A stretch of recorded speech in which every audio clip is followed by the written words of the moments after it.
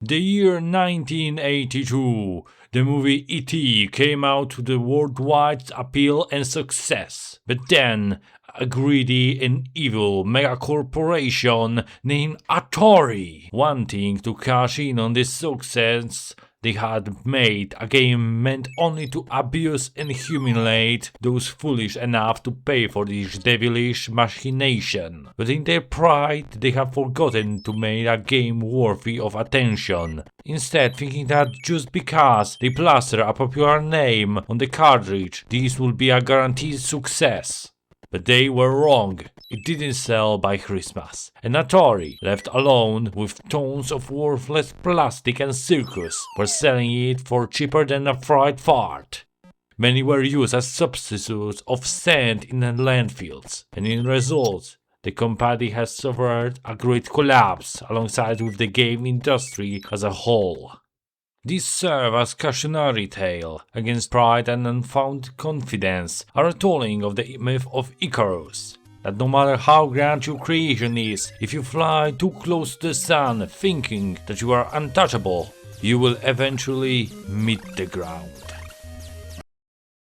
But humanity never learns, and not even half the lifetime later, 42 years to be exact, in the year of 2024, this era greedy and evil mega company named Sony Interactive Entertainment, wanting to cash in on success of the hero shooters genre that became the worldwide sensation around that time, had both a game studio to work on what they believe will be the next big thing, the hero shooter to rule them all, and so they made Concord, which filled the shelf of the gaming shops. The animated movies were in production to market the game. The Steam page was set, but the players, they never came, as this was nearly 8 years after Overwatch, long after Overwatch 2 became a thing, and no longer there was even a place for Concord to exist, and the game was shortly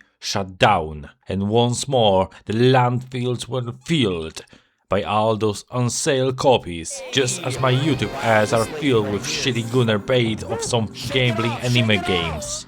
Oh my god. Like fucking really, who fucking played this shit? Another story of how hubris claim its victims, by this belief that the creation is too supreme to be affected by the common laws that rule all alike.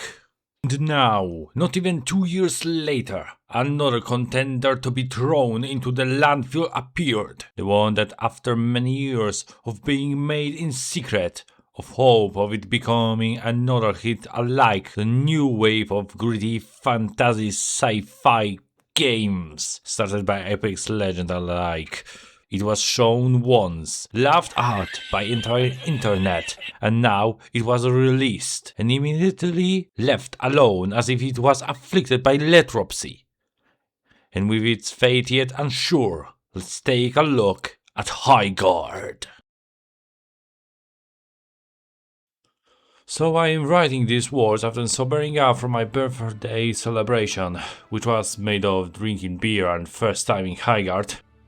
It will be a terrible year for me for sure, but back to the point. I had played Highguard then, a little bit since then, and upon seeing thousands of video about this game being the worst game ever, I must say that these people are terribly wrong and are either lying or have a gaming experience of 19-year-old dementia-ridden lobotomized grandma. Highguard isn't the worst game in history. I have already brought two that I would consider pretty much worse, so that is out of the question. Now, is it a good game? That's the question worth asking in my opinion, and one that we'll tackle in this video. Let's start with its good qualities, as despite what some might say, this game does possess some of those.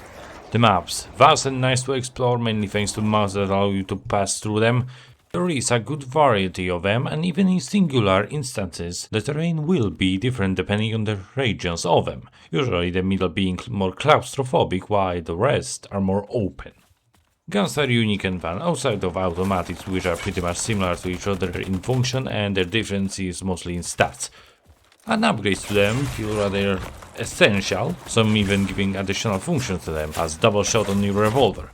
And lastly, characters. Despite having minimal changes to them, they feel very different to each other, and at least I feel compelled to shift my playstyle depending on the character that I was using at the moment. But all those qualities are ultimately negated by other design choices. Large maps? Well, there are only 3 enemies all the time, so most of you playing the game will be just going through it mindlessly. There are fun weapons. What a shame, for most of the time you don't even use them or have a reason to use them, as I said before, or the map is basically empty. The weapon upgrades that are essential to actually deal damage.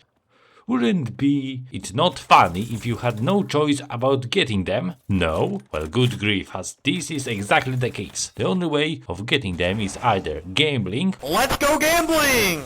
Aw, dang it! Aw, dang it! Aw, dang it! Aw, dang it! Aw, dang it! Aw, dang it!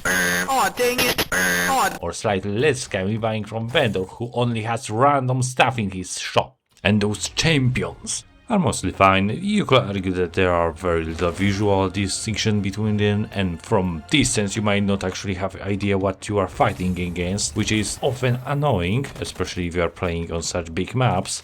And that was only the basics of the gameplay. The what you are playing with, not what you are playing actually. And what are you playing in Highguard? Well, the answer to this question is extremely simple, as Highguard has only one possible game mode to play. One! No custom games, no fancy mods, just one game mode. Take it or leave it. And this game mode is very much the biggest problem in the game right now.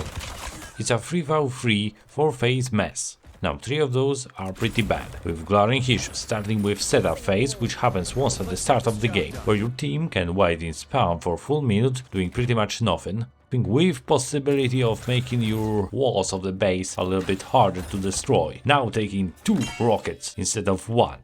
Then after you are released comes the gathering phase, where your gameplay is limited to either playing 4-man Minecrafts, as you harvest rock to sell to vendor, or you can go gambling.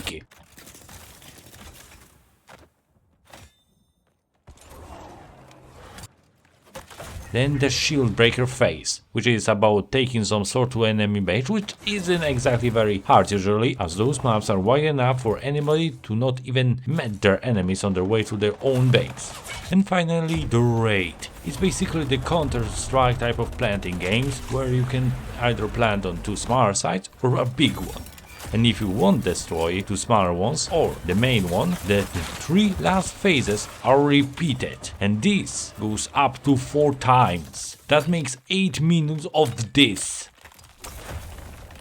And because of that, most of the game isn't very fun, as for most of it you will just wander through the needlessly large map, be it either to get loot or get to the location of the shield breaker, with only fun stuff being the raids. Okay, but could it have been done better?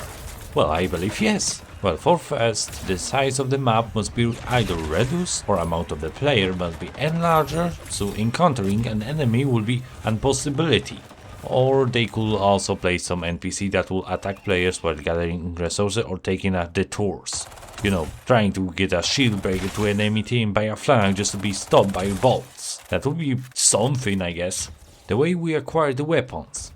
Just let me upgrade my weapons. It can be even more pricey than just buying them from vendor or gambling for them. But there should be a way to get the weapons that I like, no matter the width of the RNG, like come on.